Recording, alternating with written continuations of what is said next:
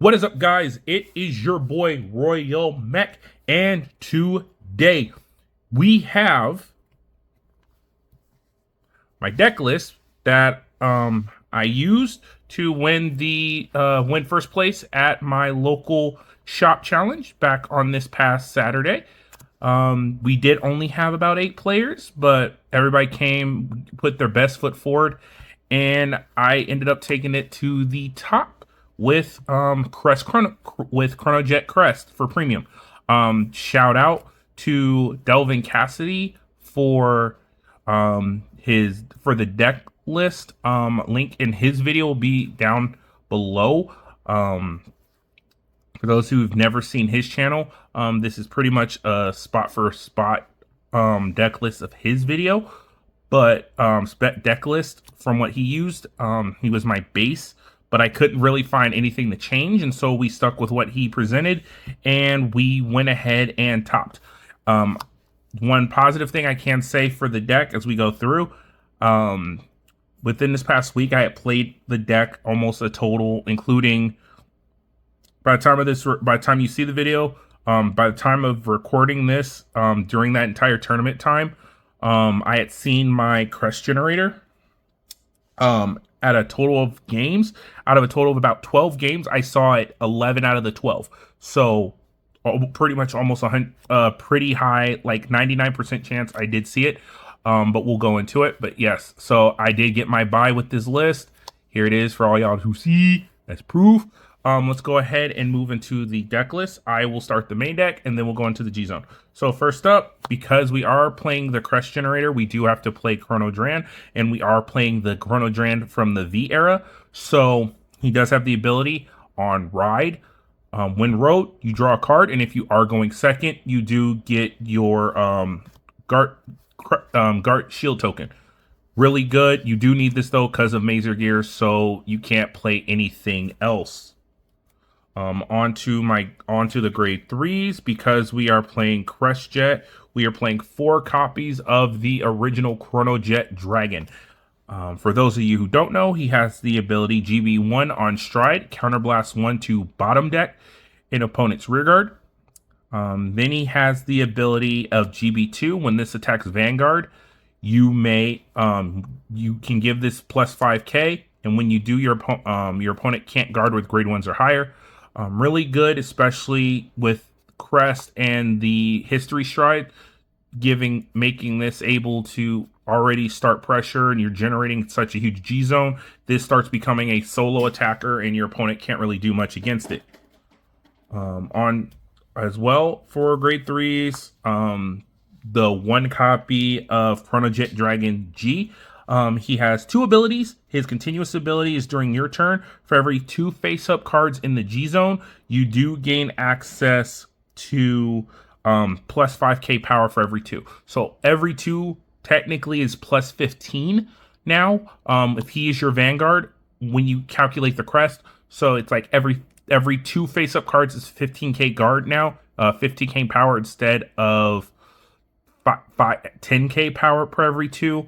On him alone, if you are playing other Zodiac Time Beast units, they would gain 1k per. So then for Zodiac Time Beast, they would be 11k with Crest. However, we don't play Zodiac Time Beast. We solely are only playing Chronojet and Time Leap. So there is no other cards based on the effect. He does have the secondary. Also, he has an on-stride ability that if you strode on him with a Gear Dragon, which a lot of our G-Zone is, he allows you to choose a card from hand, drop, and play it to rearguard, and then from there, you can then go ahead and Time Leap it. Really good, especially in the later game, against decks that don't have heavy guard potential and when it comes to PGs, and just keeps pressure on those restand turns.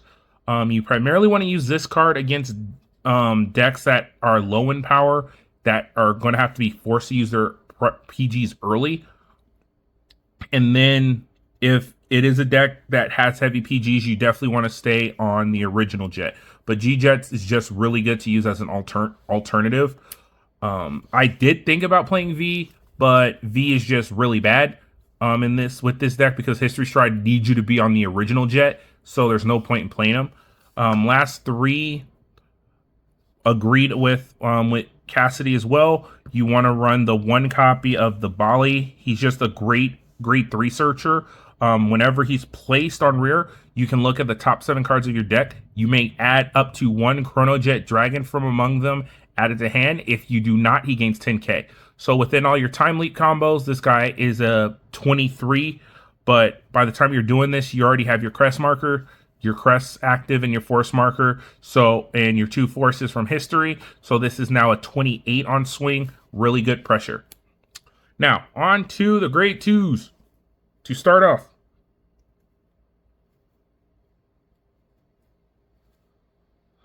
first up, we use our Steam Shooter Alangar. He has 2 abilities. The first one is when boosted, Counterblast 1. Choose one of your rear guards, put it to the bottom of your deck, and then you may choose a card from your deck that is 1 grade higher. So he is at Time Leap, but he does do the level up progression to replace units. But then then his ability, which is very important from the hand, is at the start of your ride phase. If you are a grade 1 or lower, you can discard him, look at the top 5 cards of your deck, and add a grade 1 or less card from among them. Sorry, grade 2 or less card from among them, and add it to your hand. Why this is important is because this is one way we have to search our crest generator. Now, for like I said, the chance of seeing it is actually very high, but you still need ways to get around to see it. This is great for that primarily. It also can be used as just as aggression card, but primarily you're using this to search for your crest generator, and after that, this can be whatever you want it to be. Then we play 3 copies of History Maker. Really great card. He does have the Time Leap ability, which is Counterblast 1. When this unit attacks a Vanguard, you may then choose one of your rear guards and Time Leap it. For those of you who are unfamiliar with the term Time Leap, what that is you choose one of your rear guards. We'll go ahead and I will use a grade 0, for instance. So what you'll do is you'll take one of your units, if you choose, and then you put it to your bind zone. Once you do that, it then allows you to call a unit of a grade higher to an open rear guard circle and stand.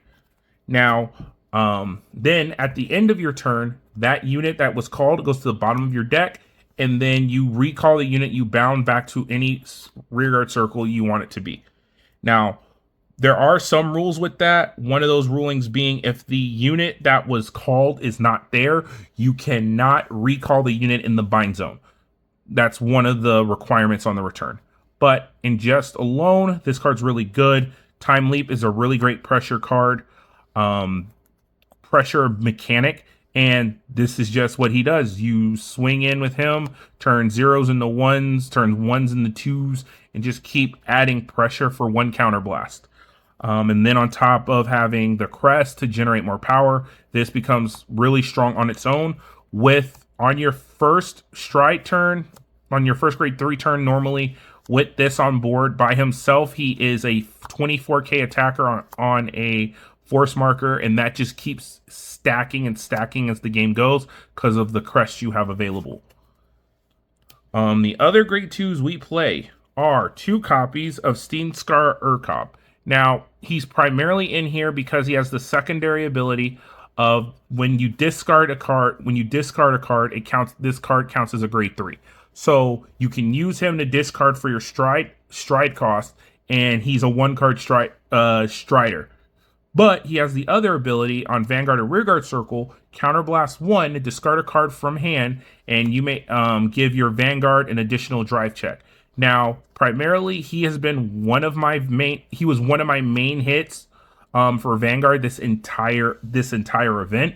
Being able to just drop this, Counterblast 1, and discard a Mazer Gear while this is my Vanguard swing, it just helps so much to add that additional pressure as well as additional cards to hand to fight them off and make them less ready for when it was time to go into my jet. Because now if I saw a crit early in this drive check, now they have to stop more attacks than they could just take for a tickle. This now is forcing them at least to stop 2 attacks earlier that they could have taken and hoped for triggers. Then we have 2 more grade 2s. The first one is Upstream. This is the Upstream from the Chronojet Jet standard deck, because his ability is a way better than his original form, where GB1, he gets to swing, give himself plus 5k, then I end a battle, put him to the bottom of the deck, call a grade 1, and call a grade 1 in the back row as stand. Really good to extend plays. He's also a really good first hit when you are using starting your pressure on your first grade 3 turn if you see him. I normally don't see him till later, but he also is really good at extending. Then last but not least, we do play 1 copy of Delayed Blazer. He's another unit with the Time Leap mechanic. He has the ability on play from deck. When called by the ability of Time Leap, you can Time Leap one of your rear guards in the front row. Now, primarily, he's used as an extender from a grade 1 to this grade 2 do Time Leap to then turn a grade 2 into a grade 3 to keep the pressure. And you primarily are going to call Bali off that 3 change so that you can continue adding pressure. This as well as to mill cards or even give your Vanguard more power. He also has the ability when a card is played through Time Leap, he does gain 2k DP. So on his own, before he is an 11k, and then when you calculate all the additional effects with him, he's 26. So really strong. You will always, when you do everything right, get the crest and everything, guys will always be at about a 15k buff in comparison for rear guards. 15k is really pressuring early because that still means you require a 2-card guard with all these numbers. Now onto the grade 1s where all the magic happens. 4 copies of the Mazer Gear Dragon. For those of you who play Standard, you guys already know when he rides on top of Chronojet, draw a card, and then you gain your Chronojet crest. We do play 4 because we want to see this as soon as possible. He has to be our first ride. So we play 4 of these plus 4 of the grade 2, which makes this about 8 copies in deck.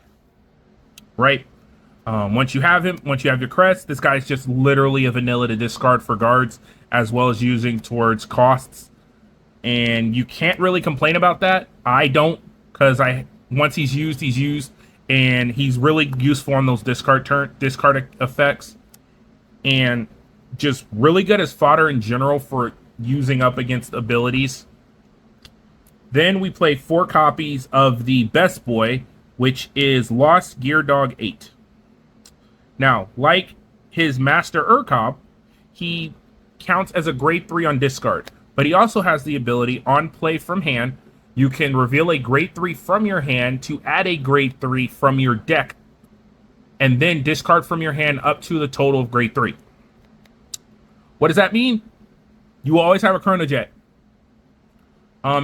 In general, this will always guarantee you have Chronojet in hand, and you will never miss it. Now, sometimes that means you have to give up your grade 3, or if you end up having like a second or third 3 copies of this in hand, 2 copies of this in hand, and you still have an Urkob or stuff like that, you can use those over getting rid of your other grade 3 targets, and it really does help. I've only had to use this for using it on top of grade, using it for discard fodder for striding, because it's counted as a 3. I haven't had to use it for any searching of my Chronojet except 1 game, and that was in my final match. And it worked out in my final game 3 of the final round, and it worked out beautifully. The other grade ones we run are 2 copies of Mellum. She is amazing.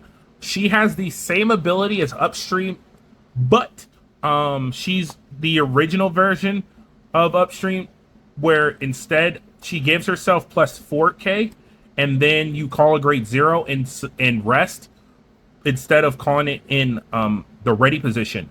But she's still good because you use her as a grade 1, you can call out zeros and then just do shenanigans. One of the greatest zeros we have, it will be coming up in a little bit. Oh yeah, and if she is on board with her effect plus crest plus force marker, she's a 26 on her own, which is just more pressure into the game, early game, making that really, really fun. Then we played 2 copies of Causality Dragon. I originally was only playing this at 1 when I was trying to build this deck until I saw Cassidy's video, and this sort of locked in the numbers for me.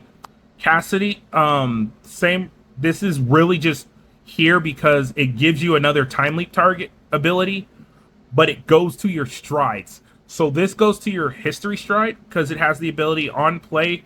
When this unit is placed on rearguard circle, you may choose one of your units and give it plus 2k, and the ability when the attack this unit hit, you may time leap a rearguard. Now you give this primarily to the history stride because all history strides have a guaranteed hit clause, which means this goes off.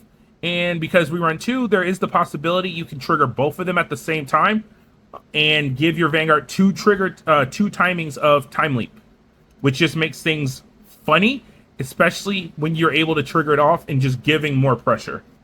Lastly, for the units, we play 1 copy of Tickaway Dragon. This is our recurrer piece because what it does is GB1. Whenever a unit is placed on rearguard circle due to the effect of time leap, you then can choose a card in your trash, put it to the bottom of your deck. So why is this good? We get to put all our triggers back every time we time leap. Our deck will never run out. Our deck usually never runs out. And this is one of the targets I try to get on board as soon as possible. If I can get this early, through riding into, per se, where is he? If I'm able to spare one to ride into, and I'm able to play a random 0, put it back in deck, my goal is to get this out as soon as possible before my stride turn, so that I can continue my turns and not really give up triggers where I don't need to. So after I've guarded with them and then I time leap pieces, this just keeps me going. Now this doesn't have to just be when it enters on the activation play, but also on the return play. This also does trigger the time leap as well. And then last, the grade 1s, we play 1 copy of Sanctitude, primarily because we are playing into G zones. So your opponent's Vanguards will always have triple drive. That means this will always get to go off for free. On to the grade 0s. First up, 2 main deck grade 0s. We run TikTok Worker. TikTok Worker is a grade 0 with the time leap ability. How its time leap is triggered is at the end of the battle, a rearguard attacked. If this is on board, you may then add this to soul, time leap that unit, and have all your fun shenanigans. You run only 2 because you only need 2. Mellum can call one out on her own. If you find one early, you can play it. You can have it be played. Then with comboing with Mellum, it's really fun. This is a 20k attacker on its own when you've gone into stride, which means you can attack with this first, then attack with a rear, and then just time leap that rear to just trigger more shenanigans. Love this card. If there was more space, because this deck is really tight, I would run this probably at 3, or I would bump up Mellum to 3. Now, onto my trigger lineup. Triggers are kind of really tight as well. We play 4 copies of Heart Thump Worker. This is the main effect trigger. So, your main effect trigger. So, and this is the remade ones. So when you take damage, you draw a card and the plus 10. So it has double abilities. It's really good. You play it at 4. If you are playing a history stride deck, you might as well just always play this at 4. We play 1 copy of the crit that counts as stride costing, just to give us another target to use for striding. Now, we can't use this when we use the history stride, but everything after that, we can use it for. Next, I play 3 stand triggers. So the first 2 are 2 copies of Urwatar. Urwatar has the ability, when it is bound from your rearguard circle, you may then put this to the bottom of your deck, draw 2 cards, and then choose a card from your hand, put it in the deck, and shuffle. Why this is good? If you have excessive triggers, you can put it back. If you have combo pieces, you can put them back in deck instead of keeping them in hand, where they don't belong. So a lot of your 1 to 2 ofs, you can start putting those back in deck from hand if they keep getting drawn early through using this with time leap. Really good card, keeping it at 2. I don't see going any higher. Now, you could possibly replace the next card with it, but I really don't because I enjoy the combo play later. Next up, we play 1 copy of Vainglory Gearcat. This is my best part, one of my favorite partners. It has the ability once per turn, while this is on the rearguard circle, when your opponent has a rearguard goal gets sent to the bottom of the deck, this goes back into your deck, shuffle, and you get to choose one of your units, and it gets 10k. If this is the only thing on board, and you get to give your Vanguard plus 10k. Now our Vanguard, because of Crest, is 13. So if this gets to do its ability, your Vanguard's at 23 till the end of turn. Really good defensive play. You actually will use this in combo with 2 of your G Guardians, which I'll go into a little later. This card has stopped rushes for me so much. It has not been funny. Next up, we do play 3 copies of the draw trigger PG. It's the best place to put it. Drawing is always good. Also, having a PG is always good, so you can never be wrong either way. And then last but not least, we have 2 more. We play 4 copies of the Heal Guardians. If you're playing a G deck, you most likely are going to use the Heal Guardians.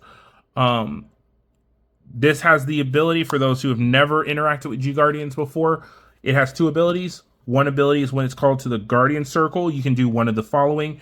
Give your Vanguard plus 10k till the end of turn, or you can have your opponent's Vanguard lose 2 crit.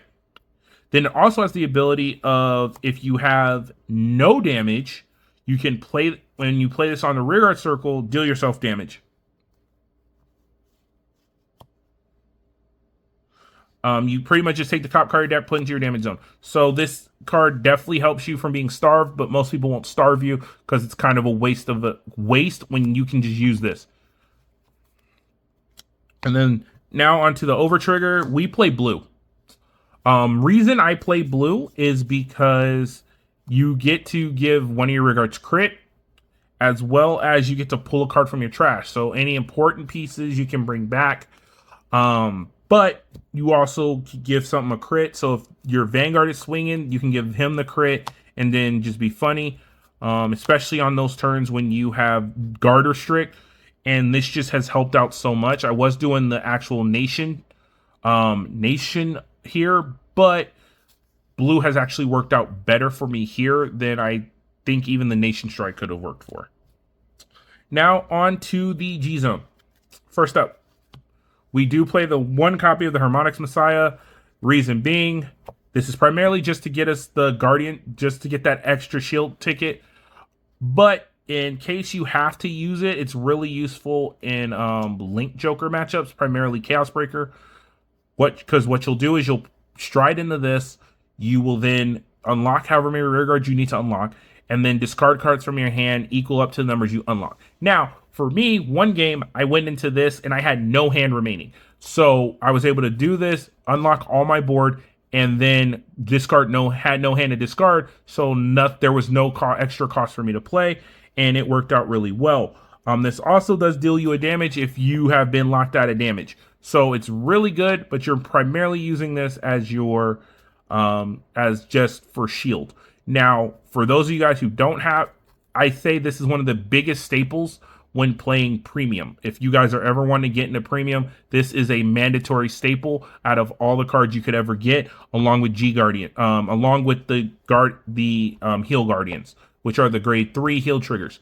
Those are like mandatory staples, and I don't think you would want to get rid of those whatsoever. I will say, in regards to the Heal Guardian, you may I'm thinking about downing one of them to replace it for a copy of a different heal trigger. For those of you who are Gear Chronicle players, I'm thinking of Hamster, which is one of our effect heals that allows you to either soul charge or counter charge. So I'm thinking about doing that. I'm probably going to play test it with my friends and see which one we like better. Next up, we play 2 copies of the History Stride, because you need to run 2 to actually make this thing work. So it has the ability in the G zone, if you are on grade 3 and it is the original Chrono Jet Dragon. The art you saw is from the Stride deck set, but it counts as the original. So you would be able to discard a grade 3 from hand to stride into this during your main phase, which will then allow you to gain 2 force markers if you have no markers on board. And then from there, it has the guaranteed on-hit clause, where it will always guarantee an on-hit with the on-hit skill of choose one of your opponent's rear guards, put it to the bottom. Now, with this, and once again, our friendly neighborhood Causality Dragon, if you do end up playing Causality while this Vanguard is available, Causality skill, if you give it to him, which you should, will also be guaranteed to hit no matter what. And if you have 2 of them, you get 2 triggers. So this will always be your first start, which means one of these are flipped up, which means your rear guards are getting plus 15 a turn because these went active. Next up, we play 2 copies of Gear Groovy. This is one of the funnest cards in this deck again, especially because of Crest. It has the ability of during your GB2, which means you have 2 units face up in the G zone, which you will always have after your first stride. You can flip it and copy 2 Gear Dragon's auto abilities from your G zone. Now, you won't play this till later because of that cloning ability, but you can sort of accelerate it with another ability from his secondary ability when you're in GB3, and that allows you to Soul Blast 1 to flip a card face up in your G zone. So you would do the GB3 first to then go back to the GB2 to clone 2 units. But because you're going to wait later in the game for this, there are a few units we love playing in Jet that will make this card broken.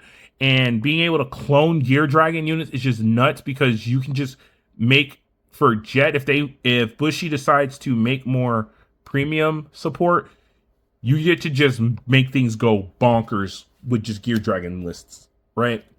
Next up, we play 2 copies of Next Stage. Now, yes, they are 2 different next stages, but they share the same name. Reason why we do this is because through this next stage, the original next stage, his cost does not require you to discard a Chrono Jet to stride into him, unlike the Stride deck version. However, the Stride deck version has a cheaper cost. He requires a discard of 3. This requires a discard of 2. But what you will do is you'll use him to flip him up. So when you go into Gear Groovy, you have Gear Groovy copy the New Boy. And then New Boy will give him the ability to just discard 2 instead of 3 to go into your Chrono Jet, which is really good because that accelerates your G zone count, but it also gives you a better cloning target. Last but not least, we have 2 more cards. We do play History Build Dragon.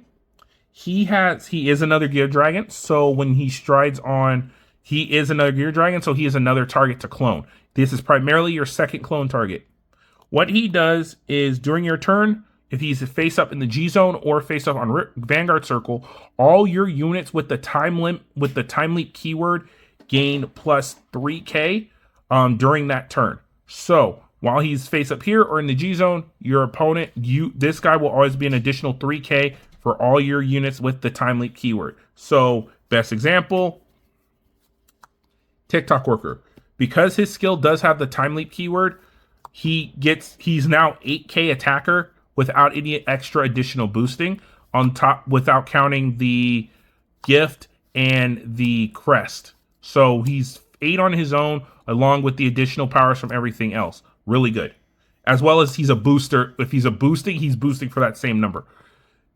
Then he has the actual ability of when he attacks, you Soul Blast 1, choose a unit in your G zone, flip it face up, and then this gets to just say time leap up to the number of cards in your face up G zone. So he can literally replace your whole board if you need to make awesome attackers, but primarily he's just targeting really the front 2 rows to create you possible grade 2 and grade 3s because of who your flip target is through his effect.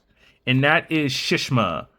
Shishma has really 2 good abilities, but we really only play her in this deck for 1 ability. And that ability is her, so her first ability is you can flip a card in your G zone, bind a front row unit, call 2 cards from your bind zone, and the front row will get plus 10. That's a good ability. We really enjoy that, but in this deck, we don't care about that ability. We care about her secondary ability while she's face up in G zone. When you're great at the end of the battle, a grade 3 attacks, you Soul Blast 1 and bind it, and then you call this to Rearguard Circle. So she generates an additional attack and just gets to be fun. So what you can do is literally have a 3, swing with it, bind it, call this, swing with this, and it's getting boosted from the crests and the gift markers. And if you have a way to time leap a 2 back out, a 2 back into a 3, you time leap it over this to call the 3, have the 3 swing again, pay your soul again, recall this out, and you can loop some fun attacking there.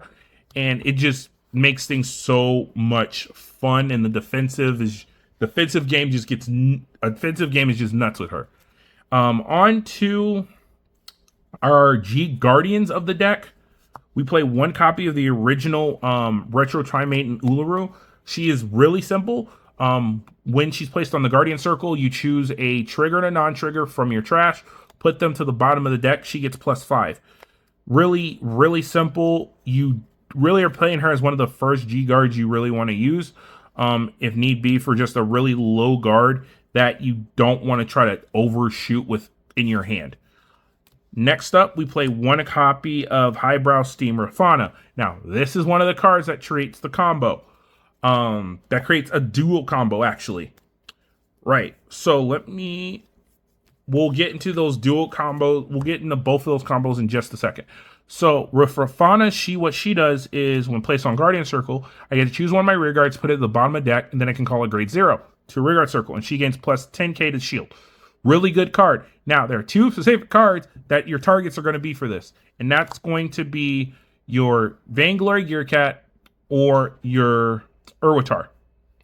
Reason being is because both of these cards have really good effects when being removed from the rear guard circle or witnessing some sort of interruption.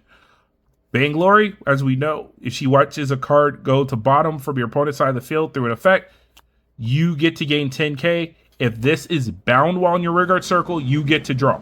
Now, why are these abilities important? Because 2 of our G Guardians actually can trigger these during your opponent's turn. So, we'll first start with Vainglory Gearcat. She can be activated by going into this G Guardian, and we play 2 copies of it. It is our hot interdimensional dragon, head around dragon. It has the ability, when played in the Guardian Circle, if you have a Chrono Jet Vanguard, which you should have, you Soul Blast 1. Choose one of your opponent's rear guards, put it to the bottom of the deck, shuffle, and then they call the top card. Why this is important? Because you get to have fun, and you get to put stuff to the bottom, which gets them weaker. And while this is on the rear guard circle, and it saw you do the head around play, this then turns you into an additional 10k on your Vanguard, doing more fun stuff. And then we also have my friendly Brink, Bearlock. Bearlock pairs up really nicely with Steam Battler Urwatar. And here's why. Bearlock has two different triggers on how we can use him in Guardian Circle. It either requires us to bind to play him out. We can either bind up to grade 3 from our rearguard circle to pay the cost for his G Guardian. And then if we do that, he counts +5k to his shield for every card we bound. So one of the conditions is you have to equal grade 3 in the bind. But one of those cards in the grade can be Urwatar. So for instance, if I were to per se, we'll bet History Maker for this, just because he's a time leaper, right? So if you per se in your back row have all 3 of these cards in the back row, right? You can bind all 3 of these because their grade level does equal up to grade 3. Once they're bound, this gets to get its power buff, but because you bound this from the rearguard circle during your opponent's turn, you do get to activate the effect of drawing 2, shuffling 1 back in, which really helps in additional guard fodder. And it just gets fun because when you do it right, it just helps your guarding so much. Next, we have 2 other cards. One other card we play is Interdimensional History Vision Dragon. It is a G Guardian with the possibility of being considered a PG. So you can play it in G Zone.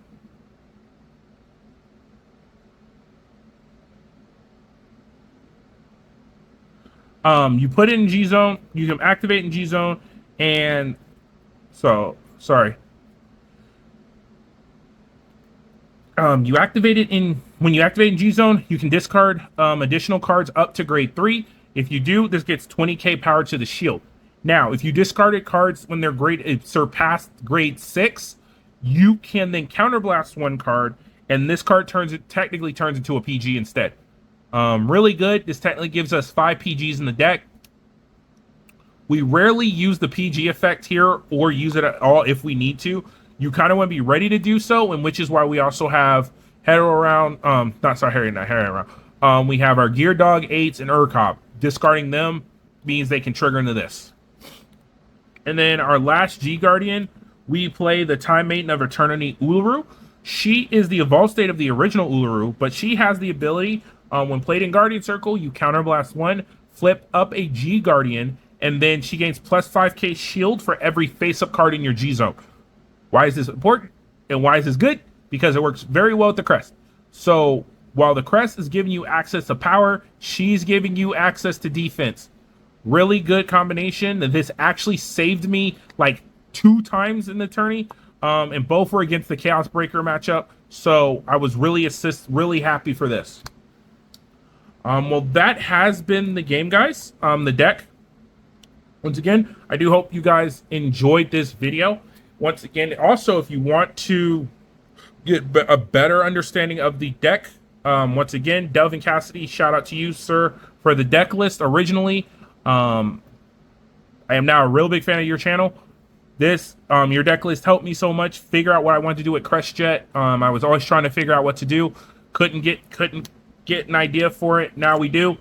And I do thank you for posting that previous video of the deck list and the combo explanation, which you guys, I will put both videos linked in the description so you guys can go check his channel out and show him some love. But that is pretty much been the deck list, guys. Please don't forget, like, comment, and subscribe, and I will see you guys next time. This has been Royal Mech signing out. Peace.